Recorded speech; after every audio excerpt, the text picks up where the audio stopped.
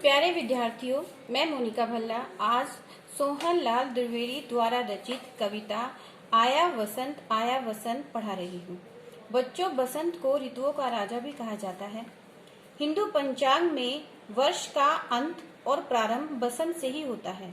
उत्तर भारत में 6 ऋतुएं होती हैं: बसंत, ग्रीष्म, वर्षा, शरद, शिशिर और हेमंत। कविता परिचय।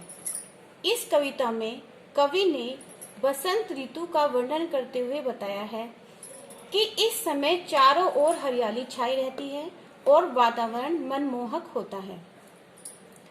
आया बसंत, छाई जग में शोभा अनंत।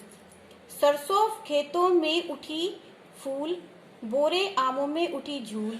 बेलों में फूले नए फूल, पल में पतझड़ का हुआ अंत।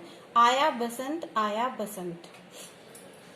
बसंत ऋतु के आगमन से चारों ओर आनंद छा जाता है।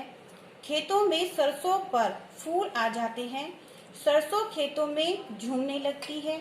आमों के पेड़ों पर बोरे आने लग जाती हैं। पतझड़ का अंत हो जाता है।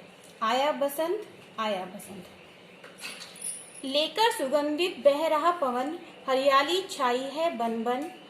सुंदर लगता है घर आंगन, है आज मधुर सब दिग दिंगत। आया बसंत, आया बसंत। पवन सुगंधित हवा लेकर चलने लगती है। वनों में हरियाली छा जाती है।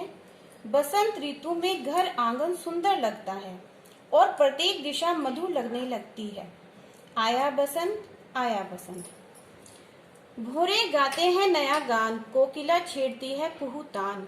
है सब जीवों के सुखी प्राण, इस सुख का हो अब नहीं अंत। घर घर में छाए नित बसंत। बसंत ऋतु में भोरे नया गान गाते हैं, कोयल मीठी तान छेड़ती है। बसंत ऋतु में सारे संसार में सुंदरता छा जाने, नए फूल पत्तियां आने, ठंडी व सुगंधित हवा चलने तथा हरियाली फैल जाने के कारण सभी जीव सुख का अनुभव करते हैं। अंत में कवि ईश्वर से प्रार्थना करता है कि इस सुख का कभी अंत न हो, प्रत्येक घर में बसंत छाया रहे। ठीक भी होगी।